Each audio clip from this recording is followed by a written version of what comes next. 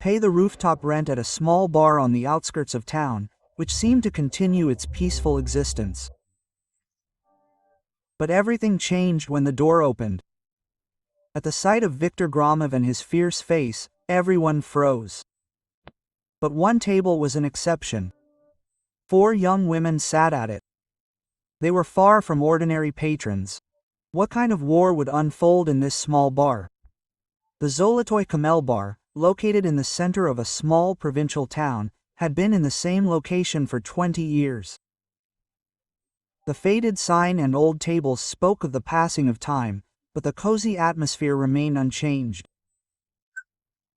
62-year-old owner Sergei Ivanovich, as usual, polished beer glasses as he greeted guests. However, his face today was unusually gloomy. His hands trembled slightly. At a table by the window sat 4 young women, Svetlana Volkova, Anna Petrova, Olga Ivanova, and Marina Kuznetsova. They had all recently completed their service in the special forces and were now finding their way in civilian life. Svetlana returned to her hometown to help her father with his business. It was her choice. After 5 years of service, Anna was discharged due to a health issue. She had a knee injury and was looking for work in sports while undergoing rehabilitation. Olga needed to find a job as soon as possible due to financial difficulties in her family, and Marina, disillusioned with the injustice within the military system, wanted to do something righteous in civilian life. Sergei Ivanovich, how is business going lately? Svetlana asked cautiously. Sergei Ivanovich was a longtime friend of her father's, and he had known Svetlana since childhood, so their relationship was almost familial. Yes, just enough to get by, he replied curtly. But Svetlana intuitively sensed he was hiding something. His voice lacked its usual strength. Anna, taking a piece of chicken, said, "The chicken here is simply delicious. The best of what Svetlana recommended." "Absolutely, and you won't find such a generous amount of spices in Moscow," Olga added. The others nodded in agreement. A smile briefly appeared on Sergei Ivanovich's face, but it quickly faded again. Marina, looking around, remarked, "The atmosphere here is good, and people seem so relaxed. You won't find such peace in a big city." Quote. Groups of 3 or 4 people sat in the bar, office workers after work and students after classes, sipping beer. Everyone had peaceful expressions, but this peaceful atmosphere didn't last long. The bar door slammed open, and 5 men entered. The one walking in front looked to be about 48 years old. His face was covered with scars. The 4 men following him also looked quite intimidating. The atmosphere in the bar instantly froze. The other patrons shrank back and looked away. Everyone knew who it was. Sergei Ivanovich's face turned pale. The beer glass he was holding almost fell from his hands and shattered. "Sergei Ivanovich, I see business is going well today." Viktor Gromov's voice echoed throughout the bar. At first glance, his tone was polite, but everyone present sensed the threat lurking within. "Ah, please come in," Sergei Ivanovich said in a trembling voice. The smile that had been on his face just 5 minutes earlier had completely vanished. Gromov glanced around and headed toward an empty table. His men followed him, casting threatening glances at the other patrons as they passed. The gazes of the 4 women sitting by the window naturally turned to them, but there was no fear in their eyes, rather an observant, calculating one. Svetlana glanced at Sergei Ivanovich. She didn't miss how violently his hands were shaking. "These people are strange," Anna muttered quietly. Olga nodded. Her intuition, honed by years of service, warned her of danger. Marina had already unconsciously assessed the layout of the bar, the entrances, the emergency exits, the location of the restrooms. Everything was instantly imprinted in her mind. "Master, bring us a couple of bottles of beer," Gromov said loudly, sinking heavily into a chair. "Yes, I'll get them now." Sergei Ivanovich hurried to the refrigerator. His steps were faster than usual. At that moment, One of Gromov's men stared at the students at the next table. "Hey, what are you staring at?" The students flinched and lowered their heads, trembling with fear. Sorry, that's all. My mood was ruined." The bandit's voice grew louder. The other patrons tensed even more. Svetlana's gaze turned icy, her fists involuntarily clenched. Anna lightly touched her shoulder. It wasn't time for the signal yet. Olga and Marina were also tense, but remained calm. Gromov, pouring beer, turned to Sergei Ivanovich. "Master, when will you pay for this month?" Sergei Ivanovich's face grew even paler. He knew this moment would come. But when it arrived, his legs buckled. "The thing is, business hasn't been going well lately." "Not great? And I see there are quite a few customers," Gromov said, looking around the bar. His gaze lingered for a moment on the four women by the window, and those young ladies, it seemed, weren't arguing over money. Hearing this, his men stared at the women. They were unpleasant, greasy glances. Svetlana slowly placed her glass on the table. It was impossible to stand it any longer. Anna, Olga, and Marina felt the same. The gazes of all four changed simultaneously. But they didn't move yet. They needed to observe the situation further. Gromov approached Sergei Ivanovich and said, "Master, you know, right, that we maintain order in this area?" "Yes, I know." "Then, naturally, you have to pay for protection, otherwise something bad might happen to your good establishment." It was an open threat. The other patrons became even more frightened. At that moment, one of the bandits approached the students' table. "Hey, what are you doing here? Have you no idea what's going on? We're just drinking beer." "Drinking beer? The elders are the ones making the decisions here, and you're just getting in the way." The bandit tried to snatch the beer glass from the student. At that very moment, Svetlana stood up for a moment. Her voice echoed throughout the bar, quiet but decisive. Gromov and his men's gazes turned to her. "What kind of girl is this?" Gromov smirked. "We're visitors too, so stop disturbing the other guests." Anna, Olga, and Marina followed Svetlana, one by one. When all four were on their feet, a strange tension hung in the air. Gromov chuckled. "Visitors, to act like a visitor here, you have to have the right to do so." But he didn't yet know who he was up against, or that what was about to happen would become the stuff of legend in this small town. Gromov looked Svetlana up and down with a mocking grin. The thought that some 29-year-old woman dared to contradict him struck him as amusing. Svetlana's voice dropped a notch. It was the same calm but firm tone she used when reporting to her commander during her time in the Special Forces. "Yes, to open your mouth here, you need to have the appropriate right to do so." Gromov slowly rose from his seat. He was tall and looked menacing. His men also began to rise. Anna took a step to the left of Svetlana. Unconsciously, they formed a battle formation. Olga moved to the right, and Marina took up a position at the exit behind. These were movements honed by years of training, but Gromov's gang didn't notice. They thought the young women were simply running away in fear. "Do you know who we are?" One of Gromov's men stepped forward. He was the largest of them. "I have no idea," Olga answered calmly. Her face was written with genuine ignorance. "You don't?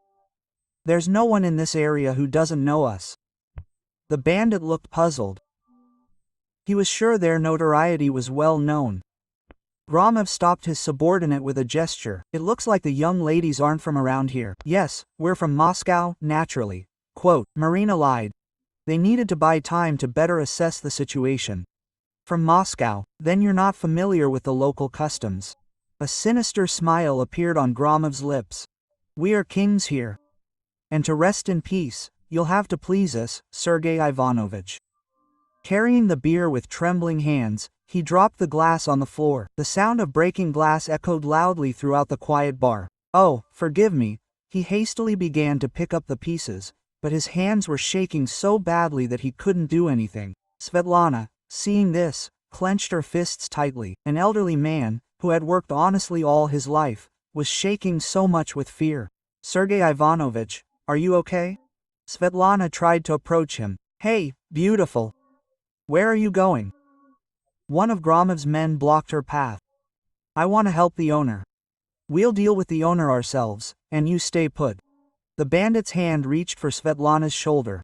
At that moment, Anna reacted with lightning speed. She precisely grabbed the bandit by the wrist and twisted it slightly. "Ow!" He howled, trying to break free, but he couldn't escape her grip. "Don't touch him," Anna said coldly. Her voice was completely different from her usual cheerful tone. "What the hell is this woman doing?" The other bandits jumped to their feet, stunned. They couldn't believe their largest comrade had ended up in the hands of some girl. "Let go." The bandit twitched, but Anna stood motionless. 5 years of special forces training hadn't been in vain. Gromov's face distorted. "Guys, what are you standing there for? What kind of is humiliating us?" But the others were in no hurry to intervene. They sensed something was wrong. Olga quietly said, "If you stop now, we won't cause any trouble." "You won't cause problems," Gromov chuckled. "We're the ones causing the problems here, not you." Marina stepped forward. She stood with her back to the exit, taking control of the entire situation. The other patrons are scared. "Stop it." Indeed, the rest of the guests in the bar were trembling with fear. Someone was trying to go to the restroom, but Gromov's men were blocking the way. "Scared? That's how it should be," Gromov laughed loudly. "They're afraid of us, that's why they're sitting quietly." At that moment, a student trying to leave the restroom was stopped by a bandit. "I need to go out." "Go out? Who gave you permission?" The bandit roughly pushed the student in the shoulder. He staggered and hit the wall. At that moment, a cold fire flashed in Svetlana's eyes. "If you don't stop right now, it'll all be over." Her voice echoed throughout the bar, quiet, but full of powerful menace. Gromov looked at her. He felt the atmosphere around this young woman suddenly change. Quote, "It's over." "What's over?" "What you're doing here," Anna replied, letting go of the bandit's wrist. "We're customers who came to have a quiet beer. And the other guests too," Olga added. "Marina's finished, so why are you bothering us?" Their words, spoken one after the other, created a strange pressure. It seemed they were acting as a single unit. Gromov began to understand that something was wrong. His intuition told him these young women were not simple. One of his men, rubbing his wrist, said, "Boss, there's something wrong with these girls. Their strength is inhuman." The others nodded. They too felt the tension rising, but Gromov didn't want to back down. It was a question of his reputation. "What? Just some athletes." Gromov tried to regain his confidence. No matter how much a woman has been involved in sports, how strong can she be? Before he could finish speaking, the atmosphere changed dramatically. The gazes of all 4 women simultaneously turned icy. "What did you just say?"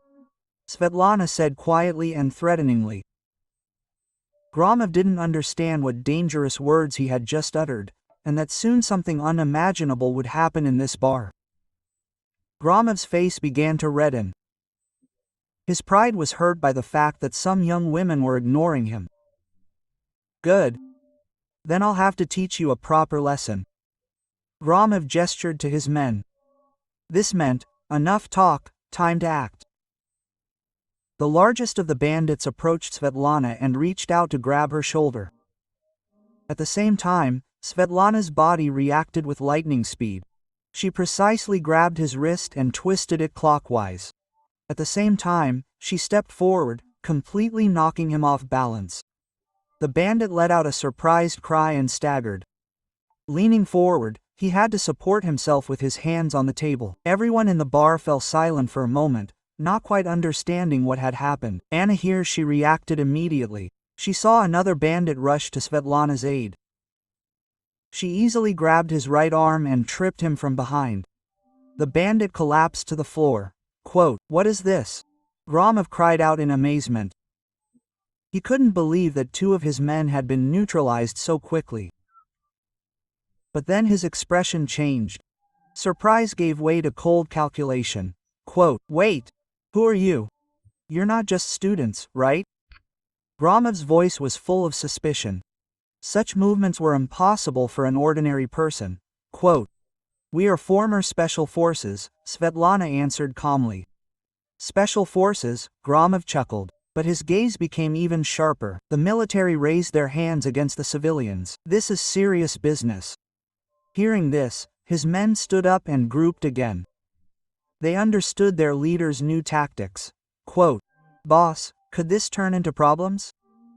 One of them asked, rubbing his wrists. "Of course, it will turn out, even if they are former military personnel who beat up civilians." That's what Gromov's face said. A sinister smile appeared. Physically, they lost, but there was another way. Anna's face tensed. She understood what Gromov was getting at. Quote, "We weren't the first to start," Olga said calmly. "Who saw who started it? Do you think any of these people will testify?" Gromov looked around. The other visitors lowered their heads, avoiding his gaze. Marina stepped forward. Quote, "There are CCTV cameras here." "Cameras? They've been broken for a long time." Gromov looked at Sergei Ivanovich, who nodded, confirming his words. The situation was again starting to turn in Gromov's favor. Quote, "So what are we going to do now?" he asked. The four women exchanged glances. Quote, "Let's fight fair and accept the result," Svetlana said quietly. They exchanged glances. Quote, "I think we're not in the mood for it today. But we won't leave you so easily. This isn't the end. Know that." Gromov suddenly decided to back off. The situation was becoming too complicated. "But if you continue to interfere in our affairs, there will be problems. Even the police don't touch us without reason." With this final warning, Gromov and his men left the bar. When the door closed, silence fell over the bar. But it was a heavy, oppressive silence. Sergei Ivanovich, cleaning up broken glass with trembling hands, said, "Sorry, I got you into trouble." Svetlana, sitting down next to him, asked, "Sergei Ivanovich, what exactly is going on here?" He sighed and began to explain. A few months ago, shops in the area began closing one after another. Gromov's men began collecting so-called protection money, but it seemed they had another goal besides protection money, Marina noted shrewdly. "Yes, there are rumors that they plan to buy up the entire area and build a large shopping center." Anna asked in surprise, "What will happen to the current owners then?" "They'll just kick them out, or raise the rent to an unaffordable level, or simply not renew the lease." "They're just throwing people out like that?" Olga asked indignantly. "More than half of them have already left. Our bar is also finding it increasingly difficult to hold on." The four women exchanged glances. The situation was more serious than they thought. Quote, "We're not military anymore," Svetlana said quietly. "But we can't allow innocent people to suffer like this. If the law can't solve this problem," Anna picked up, "then maybe we should intervene," Olga continued. That's what Marina finished. Sergei Ivanovich looked at them with concern. Quote, "I'm grateful to you, but you shouldn't put yourself in danger." "We're already in danger," Svetlana said decisively, "and we're not the kind of people who can pass by something like this." But they didn't yet know that Viktor Gromov wasn't just a local gangster. And what enormous consequences the incident that started in that small bar would have. The next morning, Svetlana got up early and headed to her father's office. The events of the previous night kept running through her head. Quote, "Dad, do you know a man named Viktor Gromov?"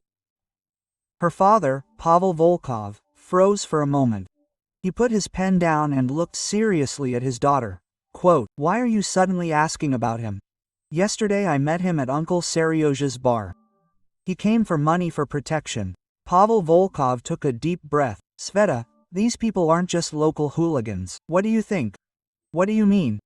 "Gromov is a dangerous guy who came from Vladivostok. He's recently been trying to settle in our region." Svetlana's face turned serious. The situation was much more complicated than it seemed. "And what are the police doing?" "There's no evidence. Formally, they opened a real estate investment company and supposedly run a legitimate business. but in reality, they pressure store owners to buy their buildings for next to nothing, and then raise the rent or just kick them out. So, Uncle Seryoza too, right? Uncle Seryoza's building is most likely already on Gromov's list. Svetlana clenched her fists tightly. Elderly people who have worked honestly all their lives suffer from such scams. At that moment, Anna called her. Sveta, this is trouble. Olga was followed this morning. What? I know exactly, but she says that when she went for a run this morning, she was followed all the time. A black car was driving by. Svetlana's face turned icy. Where are you now? We met at Marina's house. You should come quickly too. Svetlana explained the situation to her father and hurried to her friends. When she arrived at Marina's apartment, all three were sitting with serious faces. Quote, what exactly happened? Svetlana asked Olga. I started jogging at around 6 o'clock in the morning. At first I thought it was an accident, but I changed my route, and the car still followed me. There was tension in Olga's voice. Quote, did you remember the car's license plate number? Quote, Marina asked. Only partially. The license plate is Moscow, that's for sure. But the strange thing is that they didn't seem to be trying to hide. That means they did it on purpose, so we could see. Quote, Anna analyzed as a warning. Svetlana nodded. Yesterday they realized that we are stronger than they thought, so now they are using other methods. And what should we do now? Quote, Olga asked. Marina stood up and said, first, we need more information about what exactly Gromov is up to and who's behind it. That's what I learned from my father. Svetlana relayed the morning's conversation to her friends. Anna pulled out her laptop. Let's look for information about it. A few minutes later, Anna turned the screen over. Yes. Vostok. Development. General Director Viktor Gromov. Founded a long time ago, 6 months ago, but the strange thing is that the authorized capital is 500 million rubles. 500 million, Olga wondered. Where did a local gangster get that kind of money? Marina looked more closely. Quote, a list of investors, familiar names. All these people are well-known businessmen from Vladivostok. So, Gromov is just a pawn, Svetlana concluded. There are bigger people behind him. At that moment, Anna's phone rang, an unfamiliar number. Hello, is this the same beauty I saw at the bar yesterday? It was Gromov's voice. All four of them tensed. What do you want? Anna answered as calmly as possible. Nothing special. I just wanted to see how you were doing. See how you were doing? Yes. And how are your friends? Especially the one who likes to run in the mornings. Anna's face turned icy. This was confirmation that Olga was being followed. Why are you following us? We are. This is a misunderstanding. We are just patrolling the area. There was a hint of laughter in Gromov's voice. It's a good area. We need to protect it. Don't bother us anymore. We are protecting you so that young girls don't get into dangerous situations. Gromov's tone became increasingly threatening. Especially you can't thoughtlessly apply what you learned in the army. It's illegal, after all. Anna wanted to hang up, but Gromov continued. Katya, I think I'll stop by Uncle Seryoza's again this evening. He's got a debt piling up there. Wait. Well, have a good day, girls. The call ended. The four women exchanged glances. The situation was getting worse. Quote, he's just making fun of us, Olga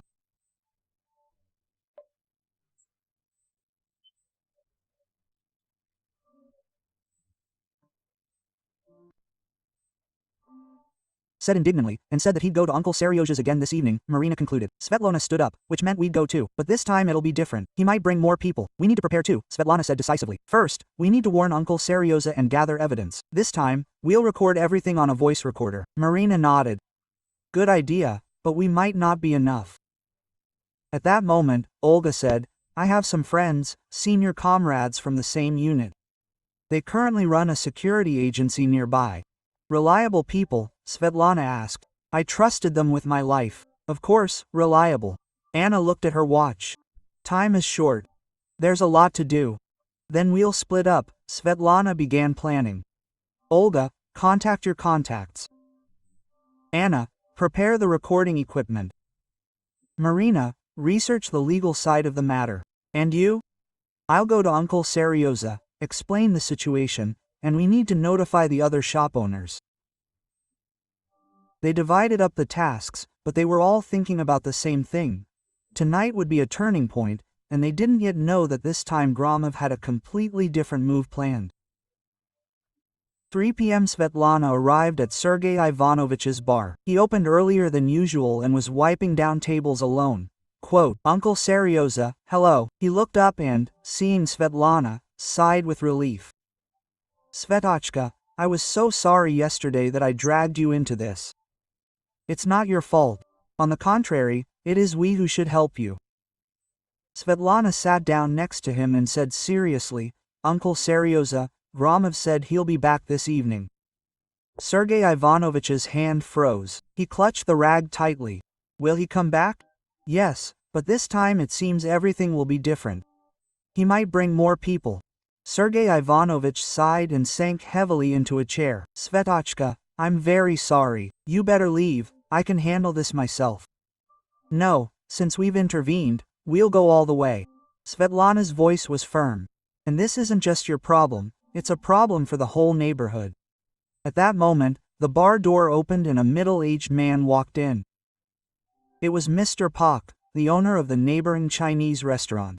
Sergei, this is terrible. His face was pale. What happened? The landlord just called and said the rent is doubling next month. What? Sergei Ivanovich just doubled it. That's a lot. How am I supposed to pay that much? Quote. And that's not all, the building's owner muttered. Hearing this, Svetlana and Sergei Ivanovich tensed. Quote. That's some company called Vostok Development. Svetlana's face turned to stone. It was the same company Anna had found. Quote. Sergei, what should we do? We can't continue working like this. I'm almost in tears, said Mr. Pak. For him, who had run his restaurant for 30 years, this news was like a bolt from the blue. Sergei Ivanovich clenched his fists. Quote, so, what did they decide to do? Svetlana asked Mr. Pak. And how are the other stores doing? They all received the same notice. The whole street. And what are they all going to do? What are they going to do? We'll have to move out. Who among us can afford this kind of rent? Mr. Pak smiled bitterly. Svetlana thought about it. Gromov's plan was thought out to the last detail. Quote, Uncle Serioza, Mr. Pak, have you considered joining forces with the other owners and taking a stand? Taking a stand? Sergei Ivanovich asked collectively. Protest against the rent increase. From a legal standpoint, such a sudden increase could be illegal. Mr. Pak shook his head. It's no use. The owner has changed anyway. No, there is a law protecting tenants' rights. You can't just raise the rent like that. At these words from Svetlana, hope gleamed in the eyes of both men. Really? Yes. But it will be difficult alone. We need all the owners to come together. Sergei Ivanovich thought about it. What if the others don't agree? Let's hold a meeting this evening, Svetlana suggested. This evening? But Gromov will come, so much the better. When all the owners are gathered and Gromov comes, everyone will see what he's capable of. Mr. Pak's eyes lit up. That's the right idea. Enough hiding and suffering. Let's meet him face to face. Sergei Ivanovich also nodded. Okay, then I'll call the others. At that moment, Svetlana's phone rang. It was Olga. Sveta. My comrades agreed help. They're already on their way here. How many are there? 5 so far. All the former special forces now work for a security agency. Svetlana sighed with relief. Thank you. Then let them come to the bar at 7 p.m. Having finished the conversation, she explained everything to Sergei Ivanovich. Uncle Serioza, our comrades will come to help. They are all reliable people. Thank you very much. But won't this cause problems? We will act only in self-defense. We will not be the first to attack. At 6 p.m., 15 shopkeepers from this street gathered in the bar. The owner of a Chinese restaurant, a hairdresser, a grocery store, a diner. Everyone sat with serious faces, everyone had received the same notices.